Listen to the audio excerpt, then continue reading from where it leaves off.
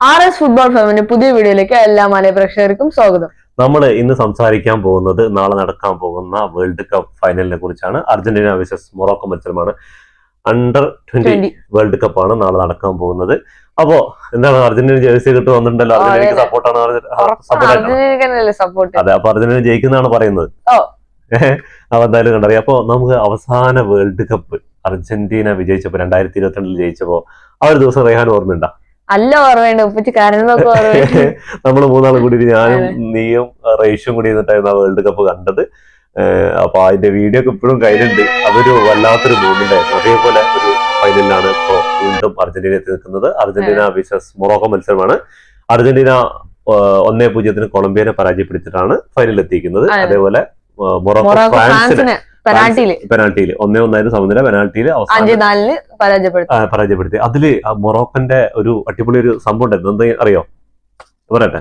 മൊറോക്കന്റെ first goal keeper പരിക്കായിട്ട് കളിയിൽ പുറത്തുപോയി. Second goal കീപ്പറാണ് ബാക്കി ഫുൾ ടൈം നിന്നത്. പക്ഷെ പെനാൽറ്റി തടുത്തത് തേർഡ് ഗോൾ കീപ്പറാണ്. അങ്ങനെ ഒരു കളിയിൽ 3 ഗോൾ കീപ്പർമാരിനെ മൊറോക്കോക്ക് കളിക്കേണ്ടി വന്നിട്ട് ആ തേർഡ് ഗോൾ കീപ്പറാണ് ആ പെനാൽറ്റി സേവ് ചെയ്യുന്നത്.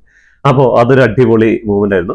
ഫ്രാൻസും അർജന്റീനയായിട്ട് വീണ്ടും ഒരു കളി വരേണ്ടതായിരുന്നു, അടുത്ത ഒരു ഫൈനൽ കൂടി വരേണ്ടതായിരുന്നു. അപ്പോൾ അങ്ങനെ ചാൻസ് കിട്ടിയില്ല. ഫ്രാൻസും അത്യാവശ്യം നല്ല കളി തന്നെ, മൊറോക്കോയും കളിയായിരുന്നു. മൊറോക്കോന്റെ കാര്യം എന്ന് പറഞ്ഞാൽ ഇപ്പോൾ വേൾഡ് കപ്പിന് ക്വാളിഫയർ നേടിയിട്ടുണ്ട്. കഴിഞ്ഞ വേൾഡ് കപ്പിൽ നല്ല ഒരു പെർഫോമൻസ് ആണ് മൊറോക്കോ നേടിയത്. ഇപ്പോൾ അണ്ടർ-20 കാര്യം എടുത്ത് നോക്കുമ്പോൾ ഞാൻ അർജന്റീനയുടെ കളി വാച്ച് ചെയ്തിട്ടുണ്ട്. അതേപോലെ കൊളംബിയന്റെ ലാസ്റ്റ് കളിയുണ്ട്, മൊറോക്കോന്റെ കളിയുണ്ട്, ഫ്രാൻസ് ആയിട്ടുള്ള കളിയുണ്ട്. അപ്പോൾ ഈ ഒരു 3-4 കളി കണ്ടപ്പോൾ ഇനി മൊറോക്കോയ്ക്ക് കുറച്ച് കാലത്തിന് ഫ്യൂച്ചറിലേക്ക് ഒരു ബാക്കപ്പ് ഉണ്ട്. അതേപോലെ അർജന്റീനയ്ക്ക് ഇനി ഒരു 10 കൊല്ലത്തിന് തിരിഞ്ഞു നോക്കേണ്ട ആവശ്യമില്ല. ഇപ്പൊ തന്നെ അത്യാവശ്യം 20ക്ക് മേലെയുള്ള പ്ലേയേഴ്സ് ഉണ്ട്. 20 ടീമിൽ തന്നെ അത്യാവശ്യം നല്ല കളിക്കുന്ന പ്ലേയേഴ്സുകളുണ്ട്. മസ്റ്റാൻഡിന് ഒന്നും പരിക്കായതുകൊണ്ട് അണ്ടർ-20 കളിക്കാൻ പറ്റില്ല. അപ്പോൾ സെറ്റാണ് ടീമുകളുടെ കാര്യം. അതേപോലെ ഫ്രാൻസിന്റെ കാര്യം ഒക്കെ അടിപൊളിയാണ്. പിള്ളേർ വളർന്നു വരുന്ന പിള്ളേരൊക്കെ നല്ല സെറ്റാണ്. അപ്പൊ ഇതിനു മുമ്പ് അണ്ടർ-20 വേൾഡ് കപ്പ് നേടിയ പ്രമുഖന്മാർ ആരൊക്കെയാണ് അറിയാൻ പറ്റും റെഹാൻ? 3 പേര് മെയിൻ ആയിട്ട് അല്ലേ പറയട്ടെ. ആരൊക്കെയായിരുന്നു? മെസ്സി 2005 നേടിയ വേൾഡ് കപ്പില് golden boot, player of the tournament ഒക്കെ മെസ്സി ആയിരുന്നു. ഫൈനലിൽ ആളുടെ ഗോളിലാണ് വിജയിച്ചത്. പിന്നെ ഡീമറി ഉണ്ട്, പിന്നെ ഒരാൾ കൂടി ഉണ്ട്, അഗോറോ ഉണ്ട്. അഗോറോ ആയിരുന്നു 2007 വേൾഡ് കപ്പില് പ്ലെയർ ഓഫ് ദ ടൂർണമെന്റ് ആയത്. പിന്നെ ഇനി നിങ്ങളുടെ ഇഷ്ടപ്പെട്ട പ്ലെയേഴ്സ് ആരെങ്കിലും ഉണ്ടെങ്കിൽ, ഇനിയും ഒരുപാട് പ്രമുഖന്മാരുണ്ടല്ലോ അർജന്റീനയ്ക്ക് വേണ്ടി കളിച്ചത്, അപ്പൊ അതിൽ ആരൊക്കെയാണ് വേൾഡ് കപ്പ് നേടുന്നത് കമന്റ് ബോക്സിൽ രേഖപ്പെടുത്തുക. അപ്പോ നമുക്ക് ഇവരെങ്ങനെയാണ് ഫൈനലിൽ എത്തിയതെന്ന് നോക്കാം. അപ്പൊ അർജന്റീനയുടെ സ്റ്റാർട്ട് ചെയ്തോ? അർജന്റീനയിൽ നോക്കുകയാണെങ്കിൽ 4-0 നൈജീരിയനെ തോൽപ്പിച്ചു. അത് പ്രീ ക്വാർട്ടറിലായിരുന്നു. ക്വാർട്ടറിൽ മെക്സിക്കോനെ 2-0 തോൽപ്പിച്ചു. പിന്നെ സെമിയിൽ വന്നപ്പോ കൊളംബിയക്കെതിരായിരുന്നു. അടിപൊളി മത്സരം. കൊളംബിയയും ഒരു രക്ഷയില്ലാത്ത കളി കിട്ടോ. എന്ത് രസമായിട്ട് നടക്കും കൗണ്ടറുകളൊക്കെ. അത് അർജന്റീനയുടെ ഡിഫൻസ് ഒരുപാട് ഇത് ചെയ്തിട്ടുണ്ടായിരുന്നു അതിന്റെ തടുക്കാൻ വേണ്ടിട്ട്. കളി ലാസ്റ്റിൽ 1-0 വിജയിച്ചു കൊളംബിയനെ പരാജയപ്പെടുത്തിയിട്ട്. അപ്പൊ നമുക്ക് മൊറോക്കോന്റെ കാര്യം നോക്കണം. മൊറോക്കോ പ്രീ ക്വാർട്ടറിൽ സൗത്ത് കൊറിയനെ 2-1 പരാജയപ്പെടുത്തിയിട്ടാണ് മൊറോക്കോ ക്വാർട്ടറിലേക്ക് വരുന്നത്. ക്വാർട്ടറിൽ ശക്തരായ യുണൈറ്റഡ് സ്റ്റേറ്റ്സിനെ പരാജയപ്പെടുത്തി 3-1 പരാജയപ്പെടുത്തിയിട്ടാണ് ഫ്രാൻസുമായിട്ടാണ്. അപ്പൊ ഫ്രാൻസുമായിട്ട് വന്നപ്പോ തന്നെ ഏകദേശം മൊറോക്കോ പോകുമെന്ന് വിചാരിച്ചു. പക്ഷെ ഫ്രാൻസിനെതിരെ പൊരുതി 1-1 സമനിലയിലാണ് അവര് പിരിഞ്ഞത്. അതിനുശേഷം പെനാൽറ്റി ഷൂട്ടൗട്ടിൽ 5-4 അവസാനത്തെ പെനാൽറ്റി തടുത്താണ് മൊറോക്കോ ചരിത്രപരമായിട്ട് വേൾഡ് കപ്പിന്റെ അണ്ടർ-20 വേൾഡ് കപ്പിന്റെ ഫൈനലിൽ എത്തുന്നത്. ആദ്യമായിട്ടാണ് ഒരു ഫൈനലിൽ എത്തുന്നത്. ഇതുവരെ കപ്പുകളും സ്വന്തമാക്കിയിട്ടുള്ള അർജന്റീന ആണെങ്കിൽ 6 പ്രാവശ്യം സ്വന്തമാക്കിയിട്ടുണ്ട്. 2007 അവസാനമായിട്ട് വേൾഡ് കപ്പ് സ്വന്തമാക്കുന്നത്. ഇപ്പോൾ സെമി ഫൈനലിലും അതേപോലെ ക്വാർട്ടർ ഫൈനലിലും മാൻ ഓഫ് ദി മാച്ച് ആയിട്ട് ചങ്ങായി അർജന്റീനയുടെ പുലിക്കുട്ടി. അർജന്റീനയ്ക്ക് വേണ്ടി പ്രസ്റ്റാനി ഈ ചങ്ങായി ആണ്, 18 വയസ്സായ ചങ്ങായിയാണ് ഇപ്പോൾ സെമി ഫൈനലിലും ക്വാർട്ടർ ഫൈനലിലൊക്കെ മാൻ ഓഫ് ദി മാച്ച് നേടിയിരിക്കുന്നത്. അതുപോലെ ഏറ്റവും ഗോളുകൾ അടിച്ചു കൂട്ടിയിരിക്കുന്നത് സാർക്കോ. അപ്പോ 4 ഗോളുകൾ അങ്ങനെ അടിച്ചു കൂട്ടിയിട്ടുണ്ട്. മൊറോക്കോക്കായിട്ട് ഏറ്റവും കൂടുതൽ ഗോൾ അടിച്ചിട്ടുള്ളത് യാസിർ സാബിർ ആണല്ലേ. സാബിർ.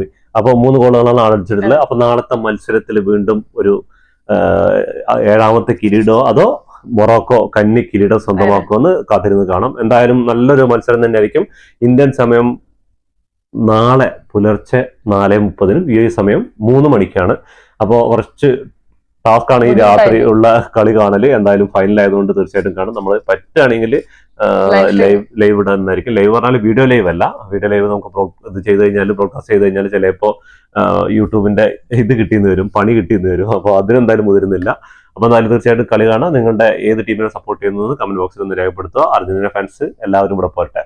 അപ്പൊ എന്തായാലും നാളത്തെ ഫൈനലിൽ അർജന്റീന 7ാം കിരീടം മുത്തമിടുമോ അതോ മൊറോക്കോ ചരിത്രത്തിൽ ആദ്യമായിട്ട് കിരീടം നേടും? എന്തായാലും അർജന്റീന ഫാൻസ് കാത്തിരിക്കുകയാണ് ഒരു അണ്ടർ-20 വേൾഡ് കപ്പിനായിട്ട്. അപ്പൊ നമുക്ക് ഇതിന്റെ കഴിഞ്ഞ ഗ്രൂപ്പുകളെ കുറിച്ച് നോക്കിക്കഴിഞ്ഞാൽ ഈ ഫസ്റ്റ് മുതൽ ഗ്രൂപ്പുകൾ എങ്ങനെയൊക്കെ ആയിരുന്നു നോക്കിക്കഴിഞ്ഞാൽ അപ്പൊ നമുക്ക് ഗ്രൂപ്പ് സ്റ്റേജുകൾ മുതൽ ഒന്ന് പരിശോധിച്ച് നോക്കിക്കഴിഞ്ഞാൽ ഗ്രൂപ്പ് എയിൽ ജപ്പാനാണ് ഗ്രൂപ്പ് ചാമ്പ്യന്മാരായിട്ട് 3 കളിയിൽ നിന്ന് 9 പോയിന്റുമായിട്ട്. ചിലി 2ാം സ്ഥാനത്തുണ്ടായിരുന്നു 3 പോയിന്റുമായിട്ട്. അതേപോലെ തന്നെ ഈജിപ്ത് 3 പോയിന്റുമായിട്ട്. അതുപോലെ ന്യൂസിലാൻഡ് 3 പോയിന്റുമായിട്ട് 4ാം സ്ഥാനത്തായിരുന്നു ഉണ്ടായിരുന്നത്. ബി ഗ്രൂപ്പിലേക്ക് കയറിയാണ് ഉക്രൈൻ ആയിരുന്നു ടോപ്പിൽ 7 പോയിന്റുമായിട്ട് 3 കളിയിൽ നിന്ന്. പരാഗ്വേ 2ാം സ്ഥാനത്തുണ്ടായിരുന്നു 3 കളിയിൽ നിന്ന് 4 പോയിന്റുമായിട്ട്. സൗത്ത് കൊറിയ 3 കളിയിൽ നിന്ന് 4 പോയിന്റുമായിട്ട് 3ാം സ്ഥാനത്തുണ്ടായിരുന്നു. പനാമ 3 കളിയിൽ നിന്ന് 1 പോയിന്റുമായിട്ട് 4ാം സ്ഥാനത്തുണ്ടായിരുന്നു. സി ഗ്രൂപ്പിൽ മൊറോക്കോ 3 കളിയിൽ നിന്ന് 6 പോയിന്റുമായിട്ട് മൊറോക്കോ ഉണ്ട്. മെക്സിക്കോ 3 കളിയിൽ നിന്ന് 5 പോയിന്റുമായിട്ട് 2ാം സ്ഥാനത്ത്. സ്പെയിന് 3 കളിയിൽ നിന്ന് 4 പോയിന്റുമായിട്ട് 3ാം സ്ഥാനത്തുണ്ട്. ബ്രസീൽ 3 കളിയിൽ നിന്ന് 1 പോയിന്റ്, ഒരു സമനില മാത്രം നേടി. ബ്രസീലിന്റെ കാര്യം ഭയങ്കര കഷ്ടമാണ്. എന്താ കാരണം എന്ന് പറഞ്ഞാൽ ബ്രസീൽ ഇപ്പോൾ അണ്ടർ-20 അതേപോലെ മെയിൻ ടീമിൽ ഇപ്പോൾ അവസാന മത്സരത്തിൽ പരാജയപ്പെട്ടിരിക്കുകയാണ്. ബ്രസീലിന്റെ ഒരു തിരിച്ചുവരവിനായിട്ട് ശരിക്കും പറഞ്ഞാൽ ഫുട്ബോൾ ലോകം കാത്തിരിക്കുകയാണ്. എന്ന് പറഞ്ഞാൽ ബ്രസീലിന്റെ ഇപ്പോഴത്തെ ഒരു ടീമിൽ പണ്ട് പറഞ്ഞ ബ്രസീലിന്റെ കളി കാണുന്ന പറഞ്ഞാൽ ഒരു പ്ലെയേഴ്സ് ഇങ്ങനെ വന്നുകൊണ്ടേയിരിക്കണേ. കോച്ച് വരെ പറഞ്ഞിട്ടുണ്ട് ബ്രസീൽ ഈ ടീമിന് ഞാൻ എന്താ പറഞ്ഞു കൊടുക്കുക, ഇവര് ഫുട്ബോളുകളുടെ രാജാവന്മാരല്ലേ എന്നൊക്കെ കോച്ച് പറഞ്ഞു. അപ്പോ അങ്ങനെയുള്ളൊരു ടീമിന്റെ കഷ്ടകാലം എന്ന് പറയാം ഇപ്പോ നടന്നുകൊണ്ടിരിക്കുന്നത്. അപ്പൊ ഇനി എന്തായാലും ഫ്യൂച്ചറിലേക്ക് ഇനി എന്താന്നുള്ളത് ബ്രസീലിന്റെ ഫുട്ബോൾ ഫെഡറേഷന്റെ പ്രശ്നമാണോ അതോ ബ്രസീലിന്റെ ഇനി ആഭ്യന്തരമായിട്ടുള്ള പ്രശ്നമാണെന്ന് എന്തായാലും അറിയില്ല. അത് നമുക്ക് ഇനി ബ്രസീലിന്റെ എത്തിച്ചേരാൻ എന്തായാലും കാത്തിരിക്കാം. അപ്പൊ ഗ്രൂപ്പ് ഡിയിൽ നോക്കുകയാണെങ്കിൽ അർജന്റീന ടോപ്പ് ആയിരുന്നു 3 കളിയിൽ 9 പോയിന്റ്. ഇറ്റലി 2ാം സ്ഥാനത്ത് 3 കളിയിൽ 4 പോയിന്റ്.